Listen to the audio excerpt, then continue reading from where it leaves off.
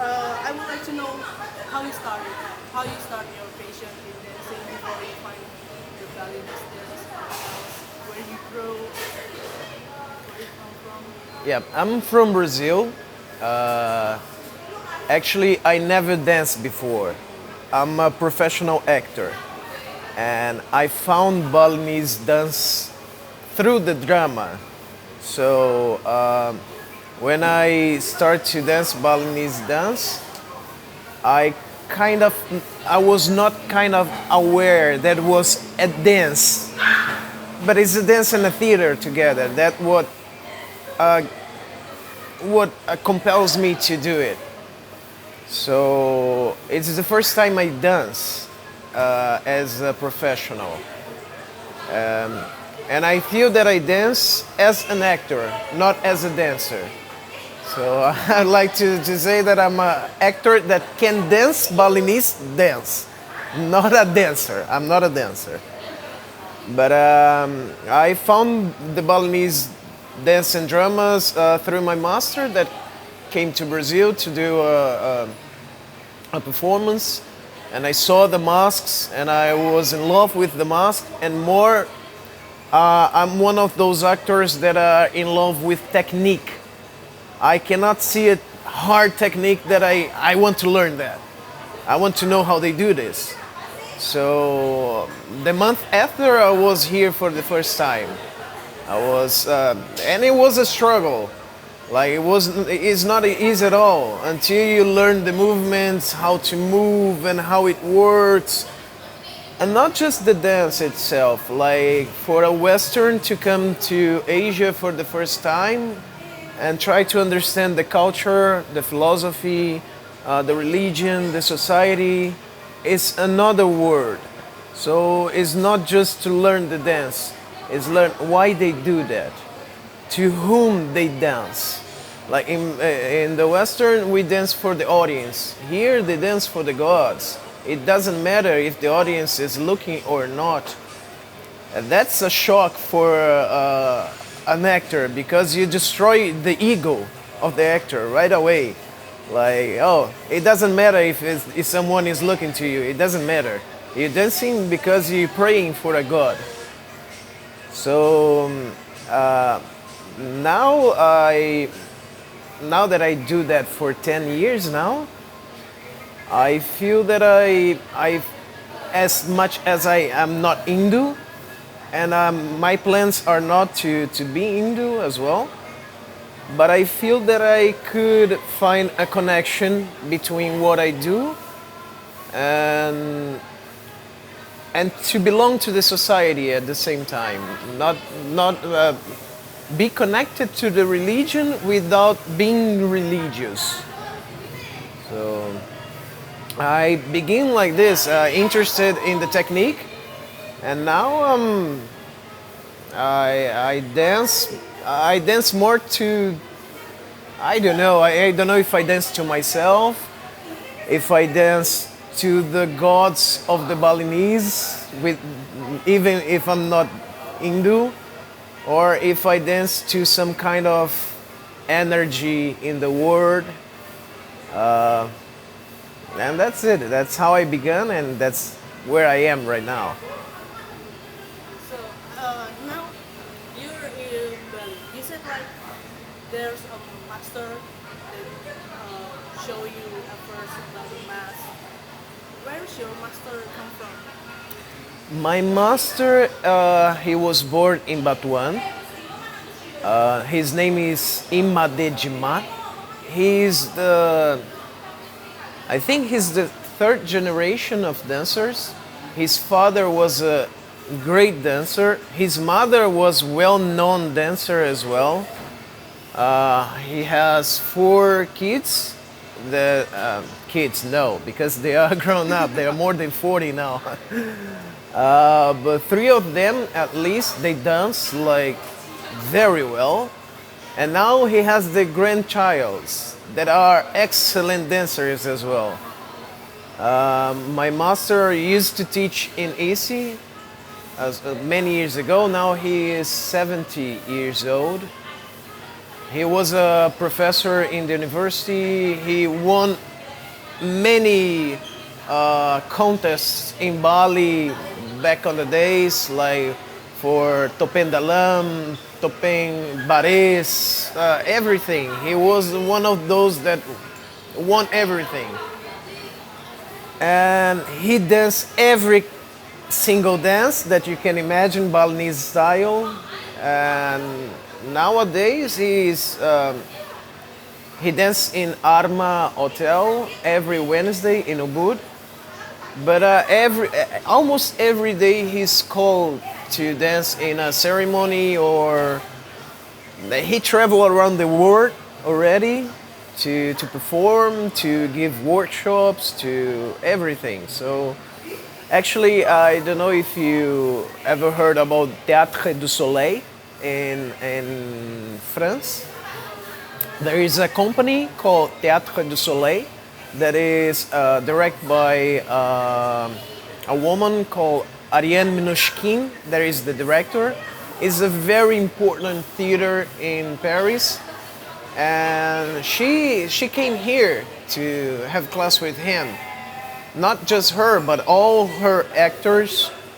A lot of other important directors and actors in the Western world came here to meet him, to have class with him. So he's a very well-known guy in Bali and outside Bali as well, I'd say. So you learn from the professional, and Yes. he brought you here, and now you having class with him, or privately, or you.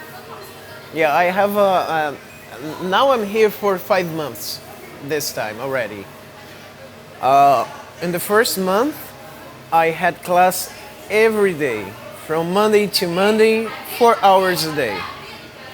Then I started my studies at Easy, so I could just have like 3 times a week, 2 hours per day. But now I finished my classes. Like I finished the semester, and now I'm gonna start to try to have more classes as well. But mostly when I'm not having class, even if I'm not having class with him, he calls me to go there, to go to a ceremony, to drive him to somewhere, to stay with him. Like more than teach me the technique or the dance itself, he teach me the culture. Like he wants me to understand why they do that. What is to be a Balinese actor is not just to do the performance. Is to is more, is connected with the society, is connected to being a Balinese. What is to be a Balinese citizen? Like what are the duties? What are the everything? Like everything. Even those things that for Balinese people is not worthy to tell. He wants me to understand. Oh, that's how.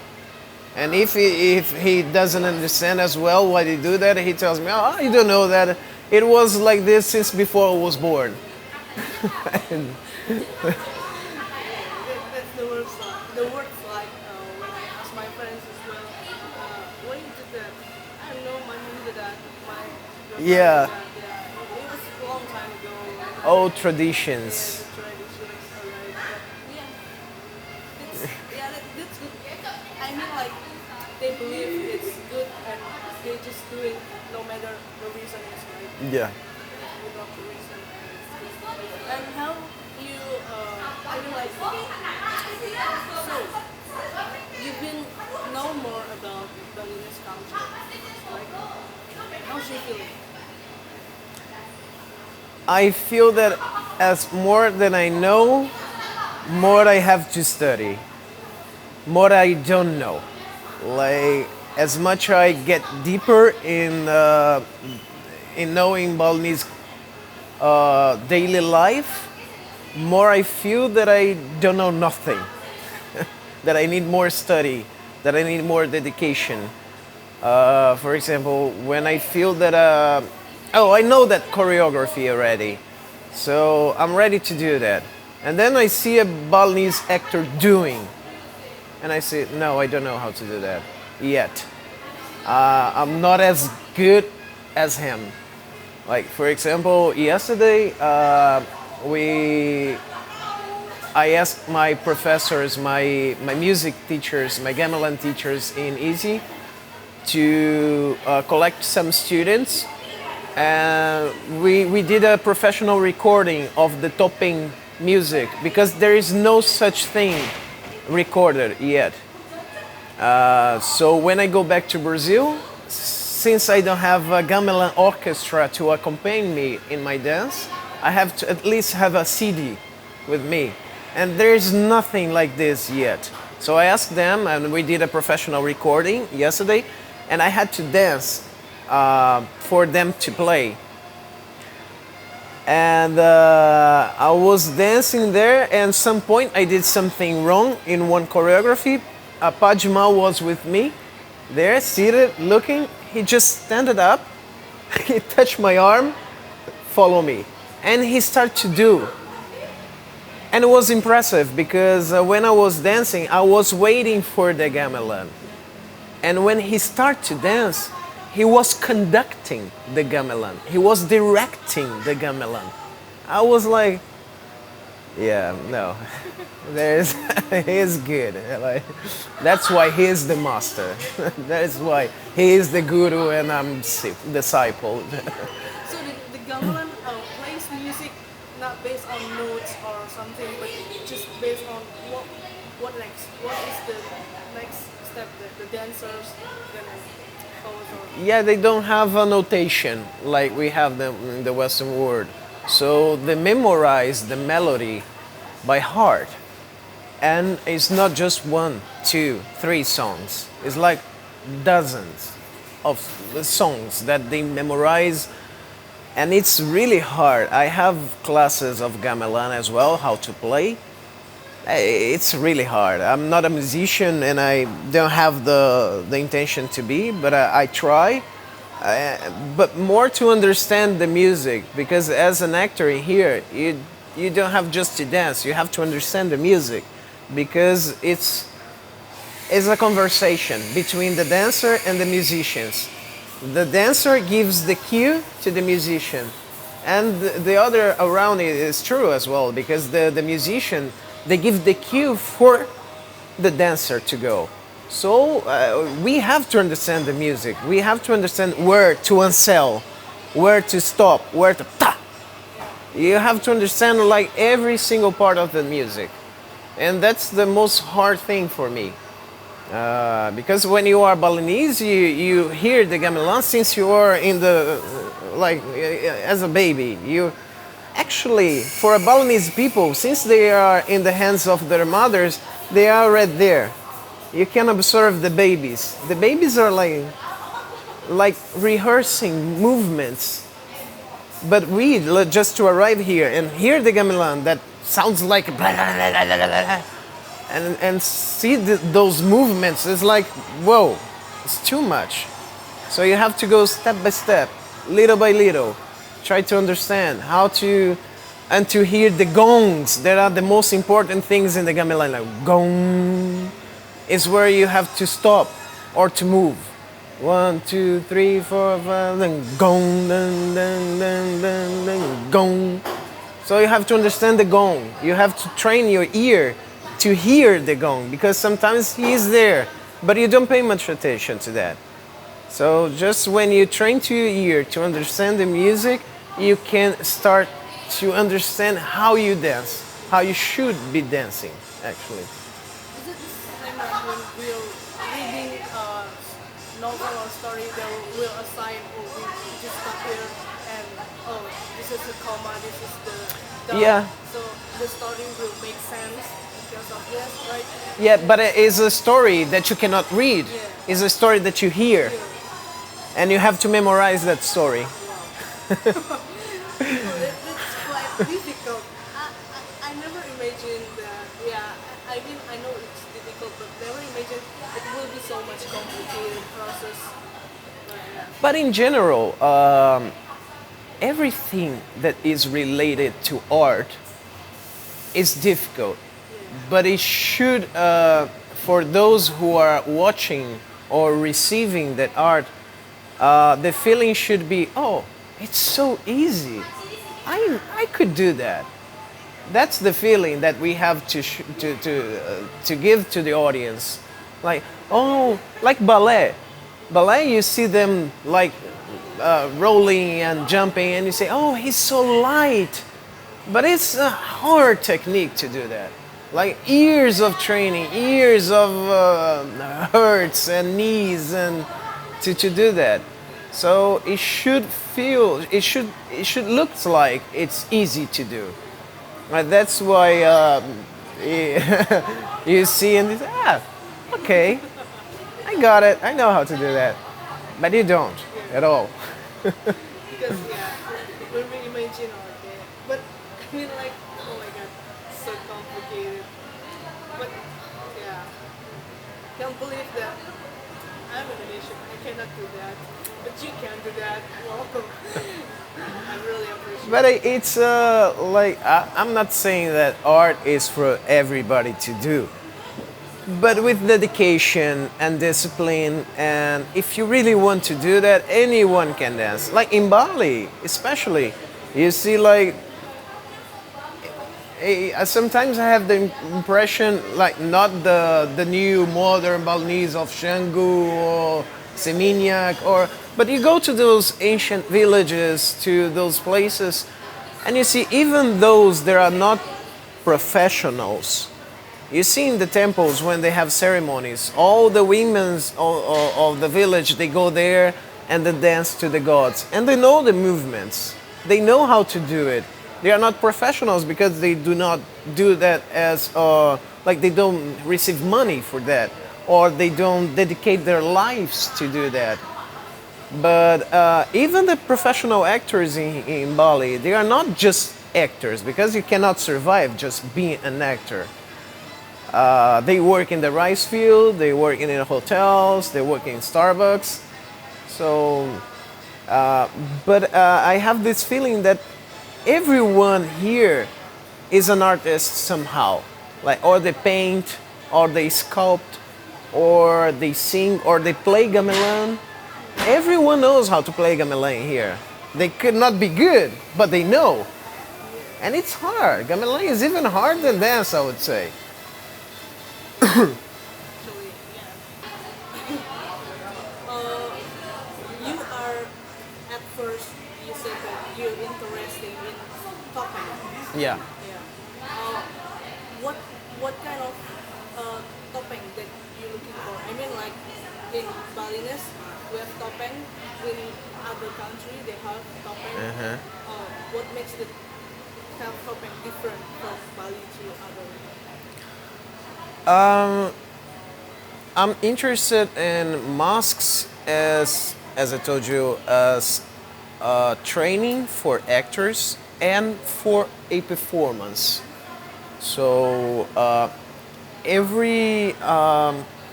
would say that every country that has a theater background has its own masks. For example, Japan that has No and Kyogen. You have what else? The Italian Commedia dell'arte. And you have also the masks for training that they don't go to stage. They are for the actors to train, to develop their skills. But the Balinese masks, they are different because one, they are sacred. The others are not. Like the Balinese, the masks are itself somehow a device that connects the actor to the gods, and it is a sacred object just for being a mask. So it's too powerful for an actor to put it, because when you see a mask, it's already an object of art. So for an actor, it's always hard to act with a mask, because it's as if you were acting with the Mona Lisa in front of you. It's already interesting without you. So it's like you put Mona Lisa in front of you, like It doesn't matter what you do. The Mona Lisa is Mona Lisa. So, but the Balinese masks, they are. I don't know how to explain you why they are different, but maybe because they are since they are made like the mask maker, he has to collect the wood in an auspicious day. He has several ceremonies to that tree, and then he carves with his feet, and then he has to do another ceremony because their feet are not pure, so he has to purify the mask again. So another ceremonies, and then he paints, and then he comes to a priest, and the priest does a ceremony again. So it's charged with so many power, and I don't know, for the theater itself. Like I'm now looking as a stage perspective. If you see a Balinese actor dancing, it's almost if you are seeing some kind of doll moving. It's strange. The movements are not humans. Like somehow the arms are disconnected from the legs, and the head is disconnected from the arms. But when you put all together, it fits. It happens. And they are alive. They are alive. A good mask, you see, and it becomes alive. Of course, with the actor, like dancing.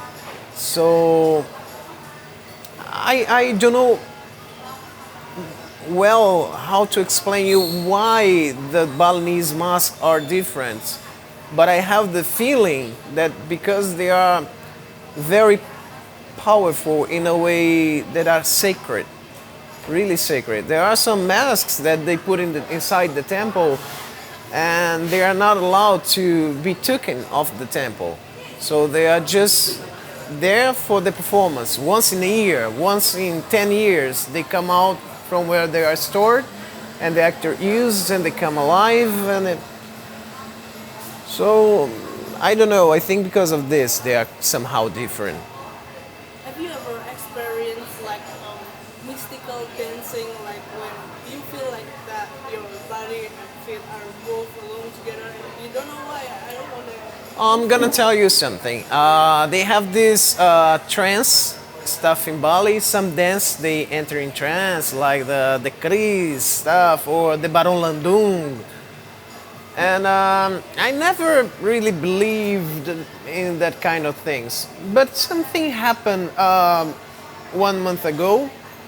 The son of my master died last year. The one that was a good dancer. He had a heart attack and he died. He was 40 something.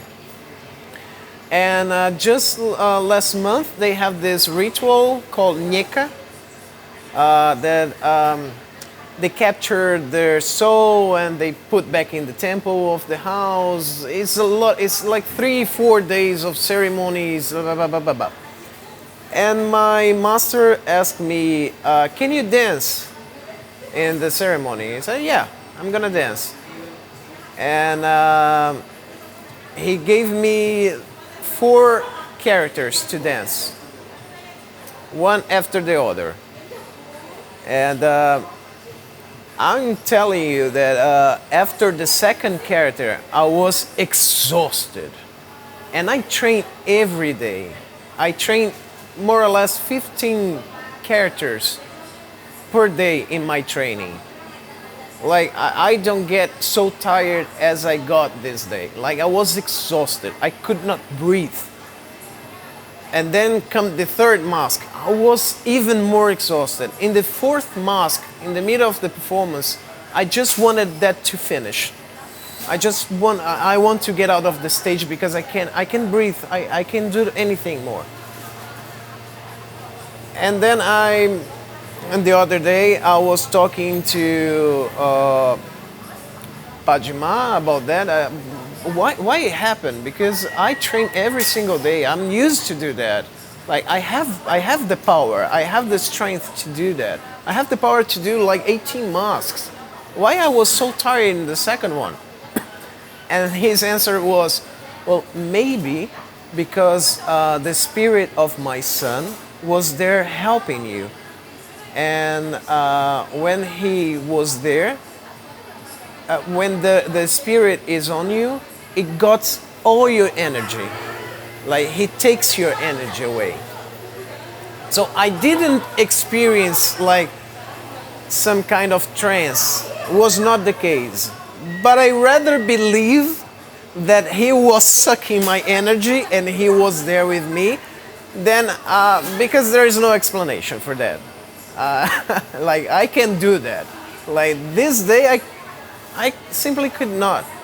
Like I was really exhausted. So, but in the trains, not yet. Let's see. Let's see in the future. I'll be waiting for a story. Me too. But when the first time you saw the Balinese mask, like somehow they got a form like so supernatural, or maybe so like making some kids freaking out. When I was a kid, I was freaking out with Balinese because it has The fangs. yeah, the hair.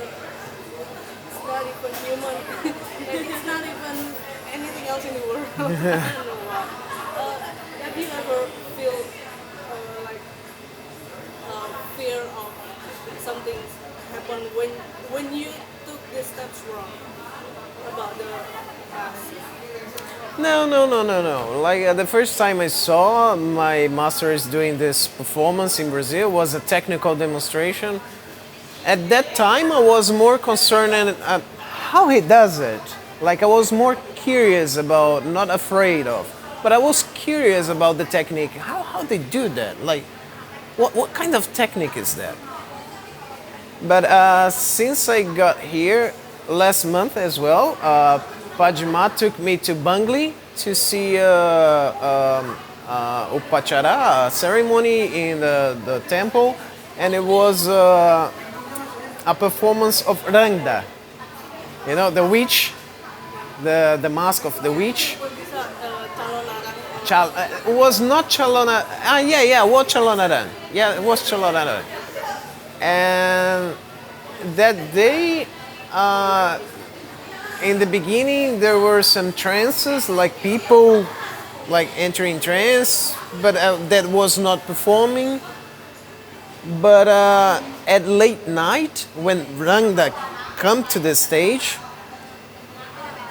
and she came with those other demons, all masked people, like masked dancers, and it was like this recording on audio of this laughing like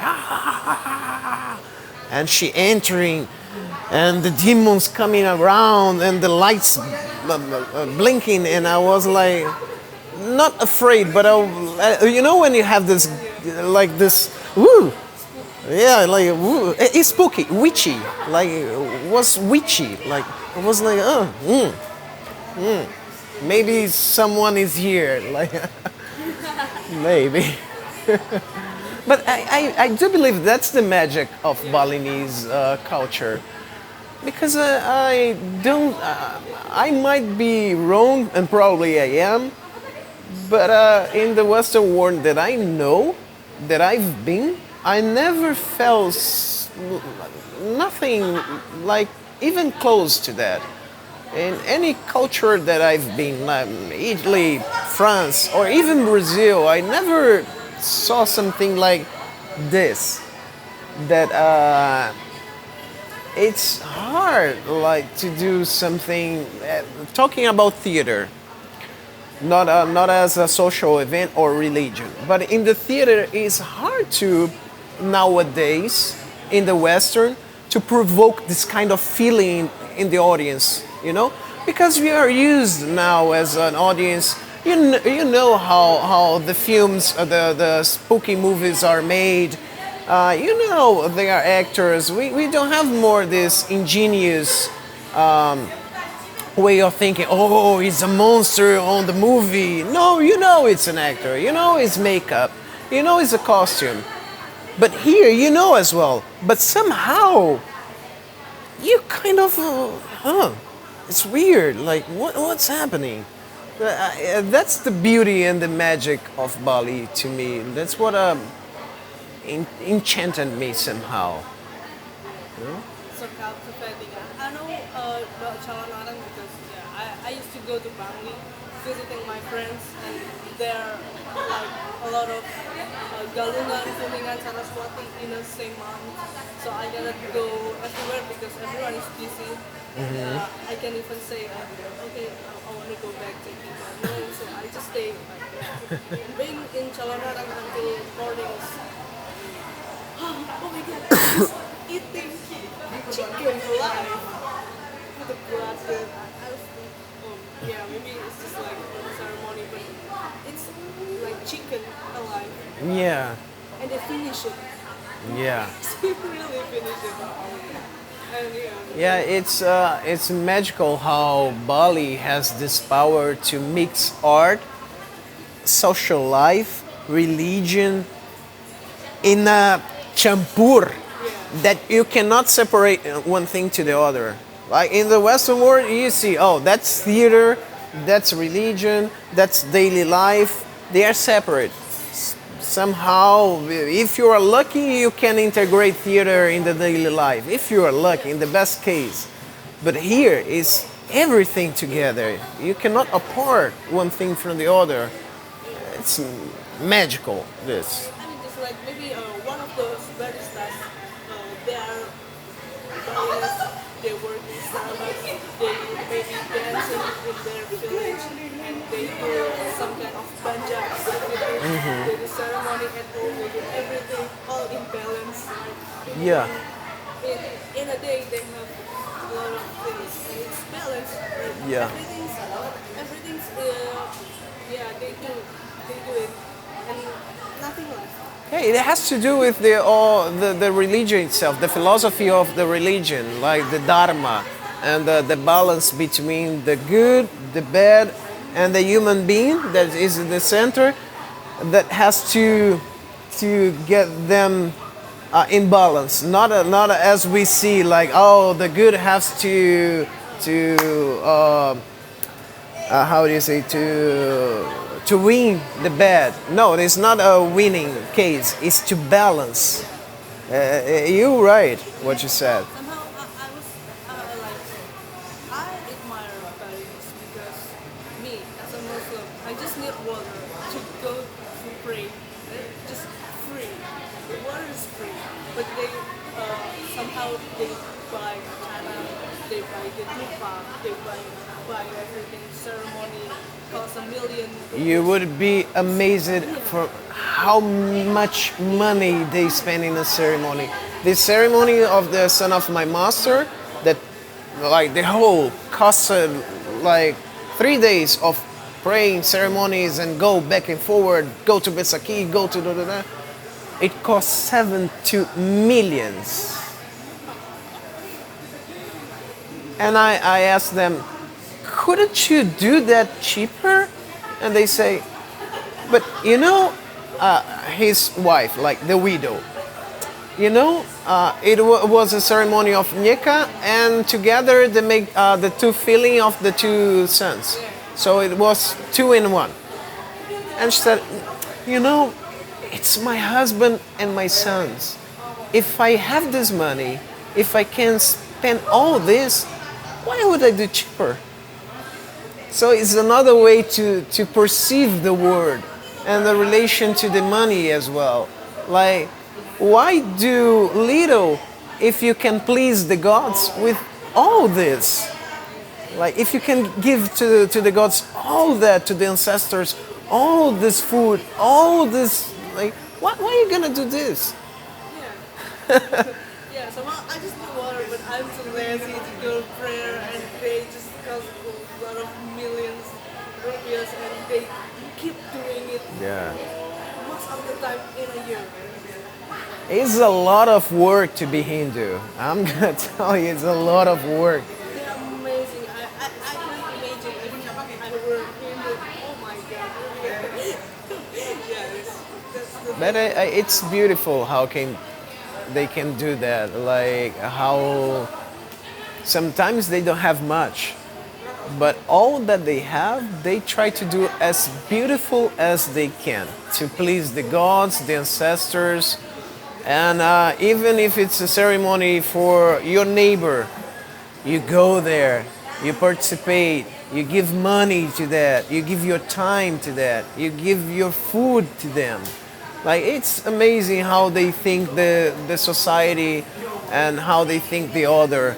Like I'd say that in Brazil, like if I do a party in my house, no neighbor is gonna give me like help or food, maybe a cake, but Yeah, but I ever asked about in my previous work, like uh, he told me about I'm gonna get day off like tomorrow.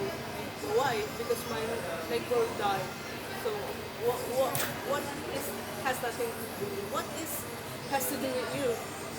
He said like, oh yeah, but he he just feel like he's responsible for that to bring I don't know everything's there to yeah to accompany the family to the grave to the beach yeah, and they did together. yeah. For example, my Pajima was telling me about. I was making an interview with him about like this more how the actor works. Like the more like not so much abstract, but how much you receive for performance, how you are hired, how like those kind of things, more practical, about production. And like a Balinese actor, when he goes to perform, he don't earn so much. Like we are talking about 200 rupees, like not much at all. But sometimes, for example, when a friend of Pajima dies and he is called, oh, can you come to dance? Sometimes he refuses the money because he thinks he's present to the celebration. So it's my contribution to that celebration. It's my performance. It's how I'm gonna please the deceased and the gods and the family. How I'm gonna present them. So it's beautiful how they think community, like Yeah. I mean like if it's in a big city, it doesn't make sense. yeah, You get my time. What I can get. yeah, But here's not. yeah, It's thinking like, oh yeah, it's my responsibility as a human to help others, so that help nature, so that yeah, that's the good thing about yeah. living in Bali, especially when you are close to the culture. Before I was just a student and I just researched and yeah, seeing my friends hanging out. But if I can be more, Yeah, for example, I don't understand how people come to Bali and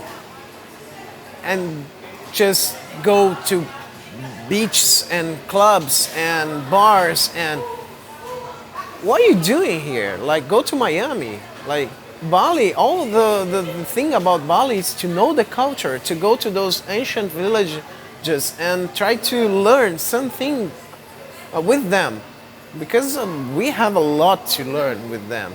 I do believe so. So it doesn't make sense for me those tourists that come here and oh let's go to party and let's go. For me it doesn't make sense. You are in the wrong island, man. Like, and my first time in Bali was 10 years ago, and it has changed a lot. I hope they can still keep the tradition with the modernity, like with the internet, with the massive tourism, with all this, like shopping centers and parties and big hotels. And Bali is not that, for sure. Bali is not that. This part, I always say, this part is not Bali. Bali is another thing, completely different, like two different words. But as you said, they managed to keep the balance still. I hope they can keep that balancing for the future generations. Like the first time I was here, They didn't have Wi-Fi. It was hard. It was hard. 2010. And Yeah. still, It was in the beginning, like one another place had it, or but it was hard to communicate with my family, or now it's another word, for sure. there's no traffic jam. Like, yeah. I come here in 2013 and I go everywhere by San Bagita. I don't know why government closed them. By what? Bus, the San Bagita bus. Ah, yeah. They have this short bus, like this little bus. Yeah, they don't have it anymore. Yeah, you don't have it anymore. And I go to college in Jimbaran, from Denpasar. Like, yeah, better than I just doing my motorcycle and then pay for the gas. I just can pay 2,000 rupees and I can sleep. Yeah. Yeah. And the driver can just it's up. You're right. Thank you. Yeah, I remember those buses. Yeah. Yeah. It's just small verse. And yeah, if you're not in class, I mean like you're not getting any class, you don't go to the beach or you go Oh, somewhere. I go. I love the beach. I actually those 5 months I'm here, I'm trying to know every single beach. I couldn't make it yet. Like it has like I couldn't go to the north, yes, or the northeast. Like those parts of Bali I didn't explore yet. Or even because before coming to Bali I didn't know how to ride a motorcycle, for example. I learned here. So I have 4 months of riding, but I'm good already. But I'm trying to go little by little. One day I go to a beach here, a beach there, or some village here, some village there. But the most impressive is that in 5 months I don't know the whole island. Like, and I'm not quite sure if in 1 year I can get it, because it's too big. It's like too many villages, too many beaches all around, and every place you go, you have like 1,000 temples that you want to visit. So it's gonna be a tough mission, tough mission. And not just that, because I want to know other parts of Indonesia as well. I've been to Java twice. I've been to the Gilis. I've been to Nusas. Now I want to go to Yogyakarta, to Karimunjawa. But I need 3 lives to do that. Like 17,000 islands or so. I need 3 lives to know just Indonesia. I'm starting to be nervous with the situation because I don't have time or money to do everything I want. Yeah, so many islands in Indonesia, it's like they're nameless. Yeah. Nobody was there. And I don't know, the government knows it, but some of them, I don't know. Yeah. When we arrived in Jakarta for the program that we are doing, someone of the government was saying that there are islands in Indonesia that they don't have a name, so you can go there and put your name there. Yeah, I want Pulau Igor. Yeah, Yeah, it's possible. yeah, I'm gonna do that. It's small island. So, what you like about Bali Beach? Why you like to go to the beach? I love beach because I'm Brazilian. So first thing, like as a Brazilian, I love beaches. And I don't know, like I choose to live by the beach. Like I live 5 minutes walking from here. Because where I live in São Paulo, in Brazil, we don't have beach. It's a big city. It's like Jakarta. So for me to go to the beach there, I have to pick the car, drive 40 to 1 hour, the closest beach from where I live. And you get traffic and you get like, just to go to the beach.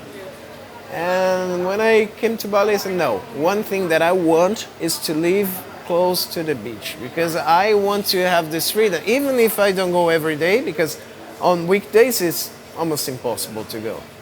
But I want to have this. I want to. If I want to, I can go.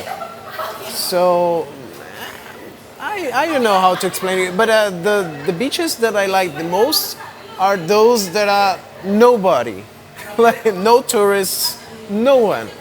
I have got the chance to go to Nungalan Beach.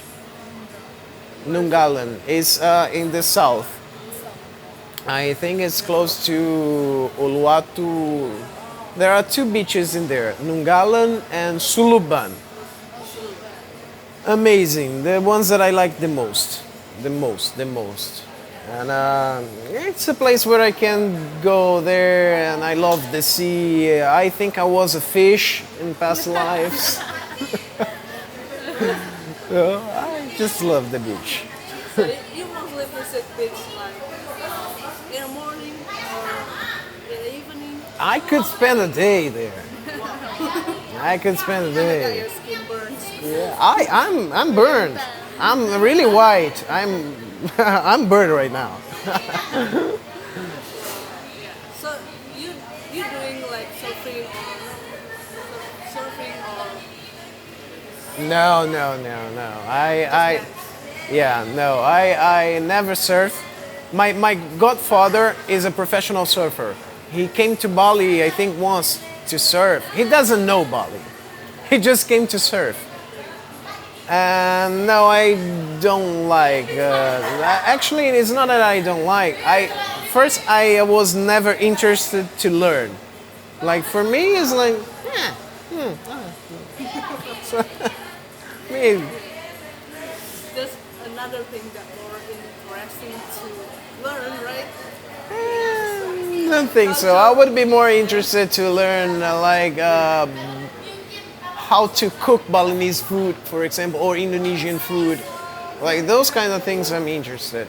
Like how to make the dishes, the martabak. I love martabak. I love martabak. All I know is when you want to cook Balinese food, you have to do it by more than one people. Yeah, like lawar. Yeah, lawar. Lawar. Some of them sculpting the coconut. Yeah, it's one more example of how the daily life and the society works. For example, lawar. You don't do by yourself, lawar. You have to have 20 people to help you. Like it's a day of preparation. It's a day of like collecting the ingredients and chop, chop, chop, chop. And first you do that, and first you do that, da, da, da. And people are coming. 20 people there to do one, not simple, but one dish.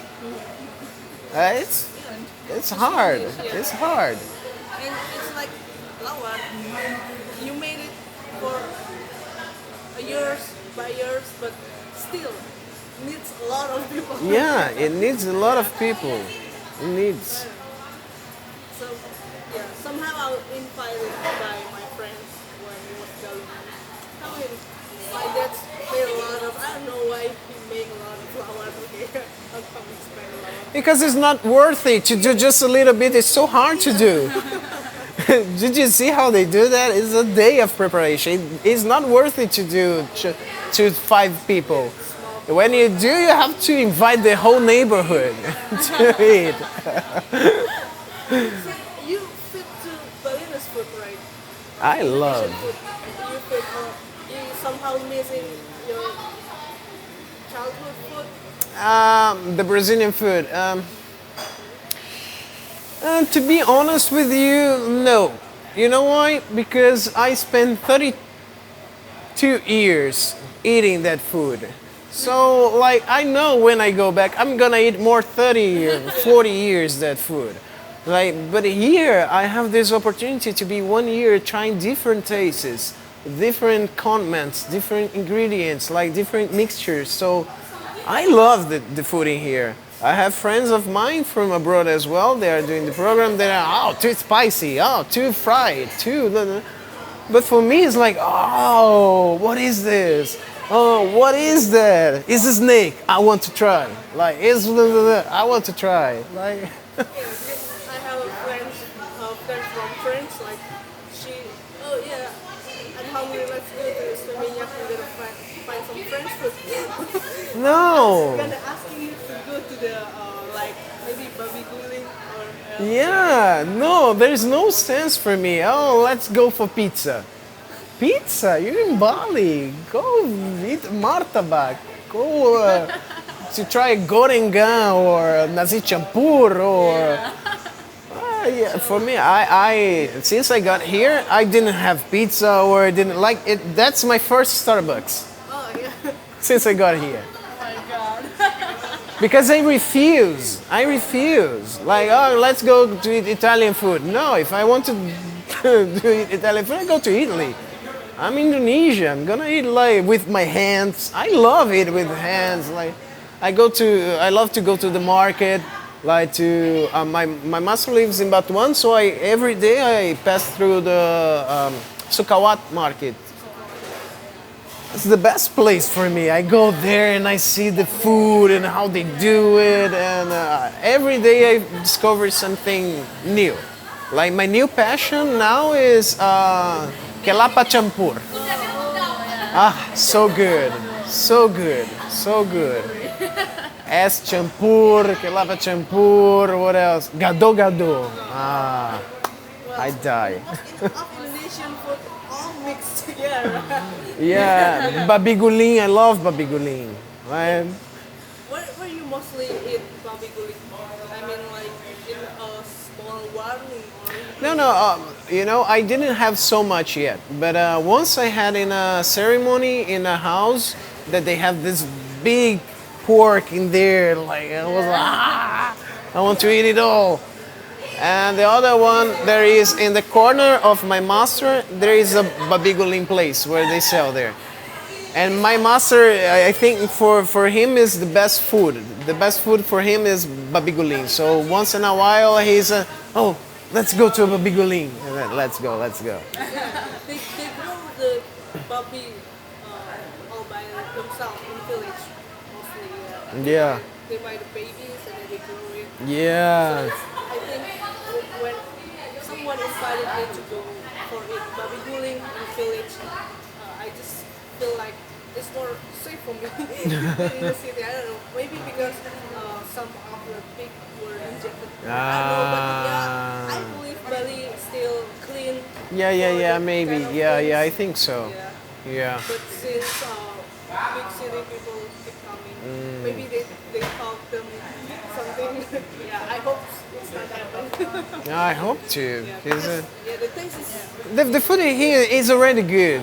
Like it's tasty and people. I see of my friends like different regions in the world. They come here and they are amazed by the fruits. Oh, what is this? What is that? Ah, la buah naga. Like, I never saw it.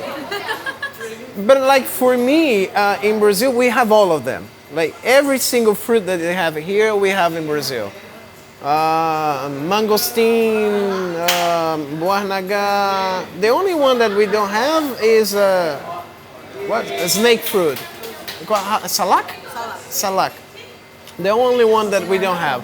But the other ones we have lychee, rambutan, all, mango, all. And they are, I have a friend that lives with me, he's from Argentina. And he said, oh, in Argentina we just have oranges. Poor guy, just oranges? Oranges is a common fruit. Yeah, that's just it. In Sao Paulo, it's like the climate is almost same tropical in here. No, São Paulo is more, it have cold weather. When it's cold. When it's hot, it's really hot. But I was born in the north. São Paulo is the southeast, and I was in the north, like in Amazonia region. So it's the same line as Bali. So in there we have the same fruits, the same weather. That's a big how I tell you that when I come to Bali, it's just like going home. Because I live in São Paulo, but I was born in Belém. So in Belém, it's the same thing as here. The same thing. Like it's as if I'm in home, same. If I take you there, you don't know the difference. I really love if I have a chance, I want to go to the Amazon. I mean, the difference is a beach. Oh, what? Sorry. The beach. Oh, the beach, the first one. It was in my hometown. Oh, if we have beach, we don't have beaches in there, although we are in the coast. But if you drive 1 hour, we have an island, a small island that belongs to my city, that is just like Bali. All surrounded by water. It's an island with all those fruits. All the weather is the same. So more than my hometown, this island I was almost raised there. Like when I was a child, and we had these vacations in the school. My mother was working in my hometown, and she sent me to a house that we have in this island, and I stayed there for 1, 2 months, and was raised in that island. So when I came here for the first time, I was like, I know this place. I've been here before. Like, I know how it works. Like, I know how it's to live in an island, and I know these fruits, I know this weather. So for me, I didn't have so much this, like, it was the same thing. But the cultural is different, of course. But like, the feeling is the same. Yeah, it's quite simple. That's why you fit easier here. Yeah, maybe, and that's why my mother says that maybe I was Balinese in the past life. Supposed to be, yeah. Maybe she's right. Yeah. So, I really like to know if you have any special memories here in Bali, like Special. Yes. Every single day is a special memory for me. maybe unforgettable. Let's say, yeah. If you come back to your country, then you will remember this one thing. For Maybe one thing that I really touched me was one day, the day that I was returning from Bangli with my master from Chalanarang, and I was driving his car back to Batuan, and he was explaining me some things about the culture, like how it works, and na. And in one part of the conversation, I don't remember what was it exactly, but he looked at me and he said, "But you are family now." And for me, it was like, I don't even know how to express that, because it's like, I don't know, like 10 years already with him, like, of course not 10 years directly, but this feeling of being adopted by a Balinese family is not just him. I feel that all the family, and you know that Balinese family are like 30 people, 50 people, and to be considered as part of the family for me is really special. Even because we know that I'm here to study, so we have as well this relation. I must pay my classes, and he knows that I need to pay, and I know that he needs to receive. But even so, we could create this connection that goes beyond the business of me being a student and paying him, and he's being my teacher. It goes beyond that. It goes to, like, he calls me now he has a new cell phone. He's a 70 years old that got a smartphone. So he doesn't know how to play around. So now he knows how to call me. So sometimes he calls me, "Hello, what you doing?" "Oh, Papa, I'm here." Okay, good night. So, like, for me, that I'm away from family, from friends, and alone here. It's more than a special. And this special moment when he turned to me and has now your family, for me, it's something that I'll never forget, for sure. More than anything. Well, it's so personal. It's so, Yeah. yeah, the, yeah. I can imagine Yeah. how happy is when yeah, being like Because more than other thing, this relation in art with the master and the disciple is like, if you think well, he's sharing with me his most secret, his most precious secret, that is his art.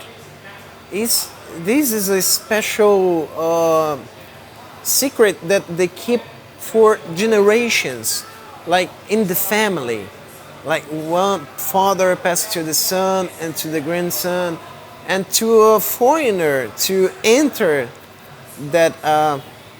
It's more than a special. Like it's something that not everyone can have. So that's why I think that even more each day I try harder.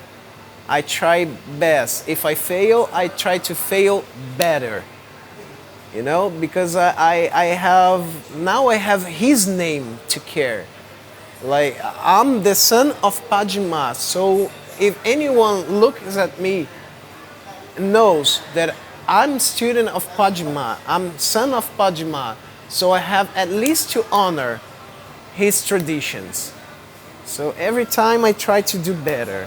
And if I fail, I try to fail better. You know? it's yeah. I like the quote. Yes. Somehow, you know, like the connection is means everything. Yeah. Especially in Bali. Yeah, that happens to you. Yeah. I'm so glad to hear that. So, besides on the beach, where else you go when you're not? In my free time, What you doing? Do you well, I like to go to different villages, to go to markets. I like to see something that I don't see in my daily life, or in Brazil or any kind of the world. Like I don't like to go to shopping malls like this kind of things. I try to to pass through. I like to go to markets or to hidden places, to temples. I'm more into the cultural stuff for sure. Like to see how it works. All ceremonies. Pajima doesn't let me breathe. So even when I think I have a day off, he's oh you know there is a ceremony that I then I go to Batuan and let's go to the ceremony. So my daily life is more and more turning to Balinese daily life. Yeah. but you enjoy it, right? I love it. I love it. I wouldn't complain for sure. Like I love it. Sometimes I'm really exhausted, like really exhausted, really exhausted. But as you know, I say, okay, I have this period of my life to be here, so I have no right to be exhausted. I go. Let's go. Let's do it. Let's know. Because who knows when I'm gonna have the opportunity to do it again. You know? The change doesn't come twice, right? Yeah. Yeah. This is quite amazing. I would like to ask a lot of questions. So, I heard from you about your hope for Bali and future. But can you please explain more about, yeah, now you're doing this, and yeah, what is your expectation about Bali? As you see the Bali's growing, just growing, maybe the culture or maybe the environment, the yeah, the beach is getting full of journey people. somehow? What is your hope? What makes you grateful to be in Bali? Um, I hope that the Balinese can manage to the future to not lose their traditions. Like I know the government they established that every Thursday you have to dress in Balinese traditional costume. Like for me as a foreigner looking for like as an outsider, that's amazing. I don't know how the Balinese feel doing that, if they like it or not. But for me, it's amazing. And they want to do one day of Bahasa Bali, right? I don't know how they feel about that, but for me, it's awesome as well because it's a way to keep the tradition, to keep the costumes, and to make this old Bali that everyone felt in love for the first time to be alive. Because what makes people to come to Bali was not the resorts in the first place, was not the shopping mall or the new cocktail in the. It was not that. It was the culture, was how they perceive life, how they mix daily life, religion with art and culture in a way that no place in the world does.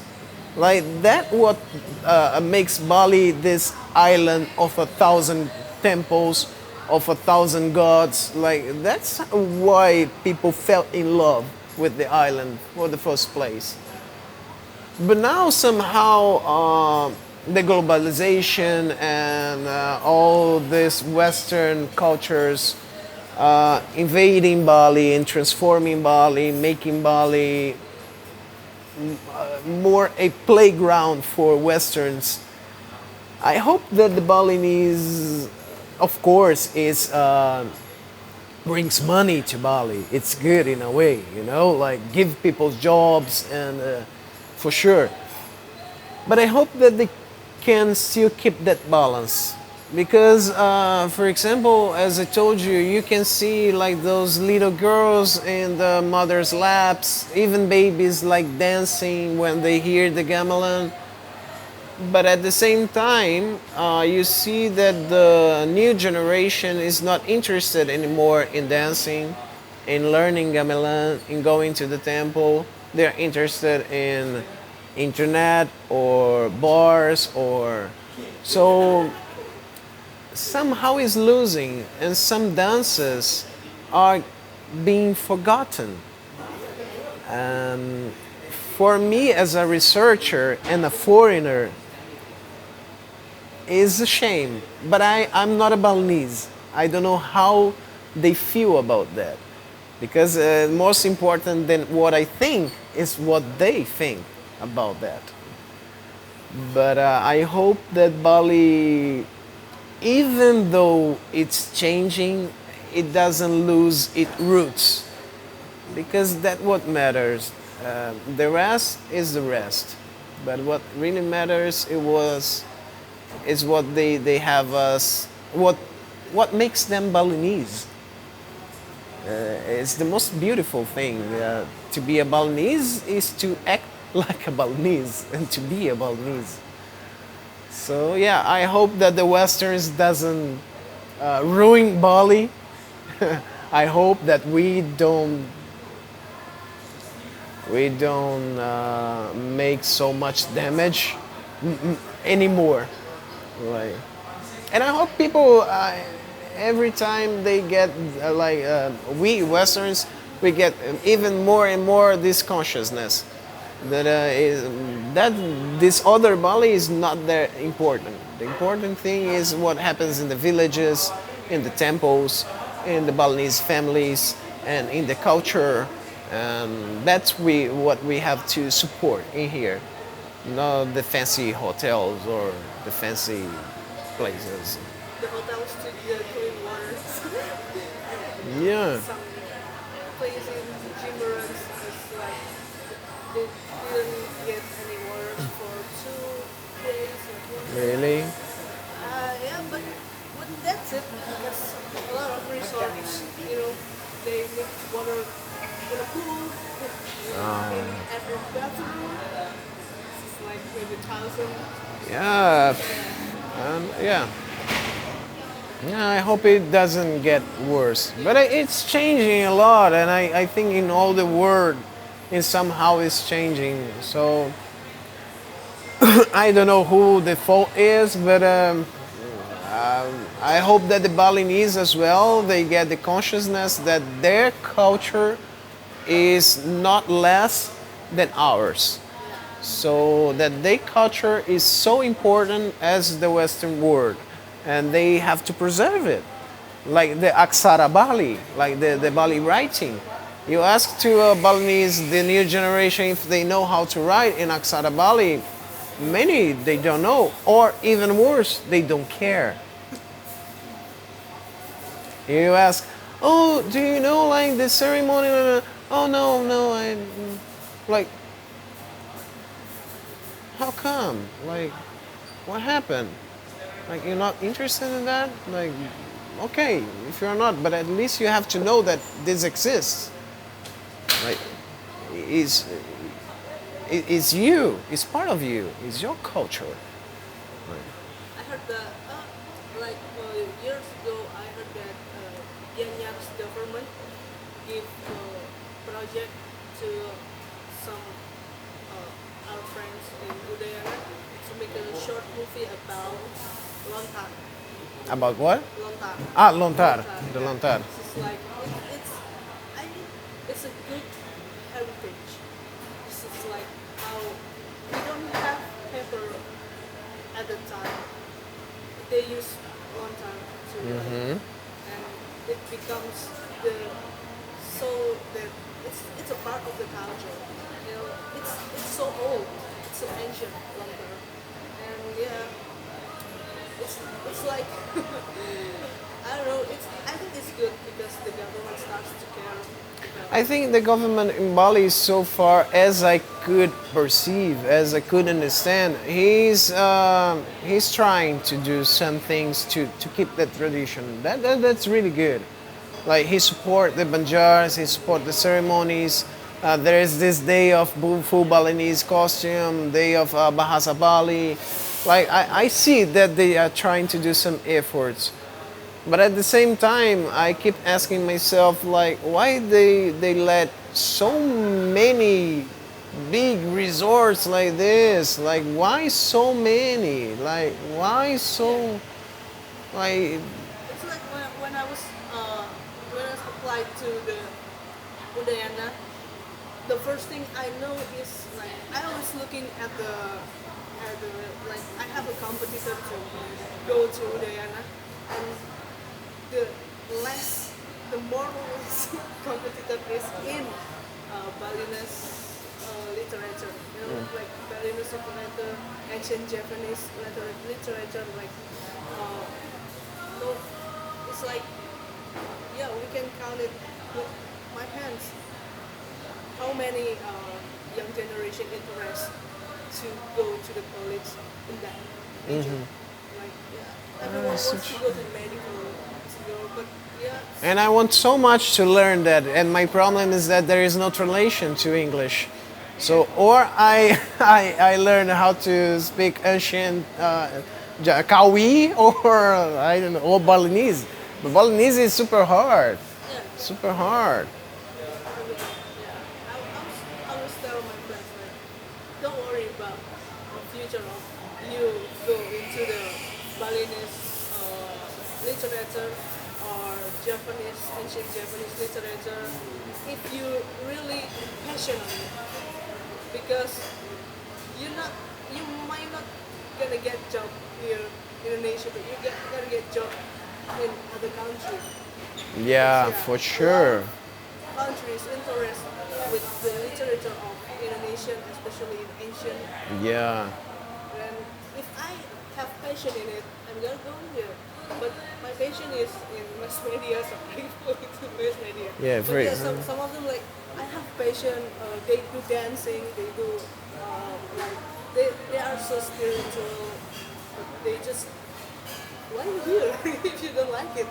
You can just go to the a literature major. Yeah. Yeah. My PhD now in Brazil, I'm doing PhD, is in Wayang Wong. Why? Wayang Wong, the theater, mask theater that they tell about Ramayana story. But I have a big problem because the Ramayana that they use in Wayang Wong in Bali is not the Indian Ramayana, it's the Javanese Ramayana that we don't have translation to English. So I'm like, how can I start a theater if I don't know the story? Because it's not the same. Yeah, So I have this big problem in my hands now that I have to solve. I don't know how. So it's about Sanskrit, right? The language is Sanskrit. It's more harder than Japanese because it's more ancient and no, no. This one is in Kawi. Kawi. It's Kawi. This one is Kawi. But I, it's not easier than Sanskrit. Like anyhow, right? Yeah, well, that's last question. And I'll thank you so much for coming, for your time. Thank you for being interested.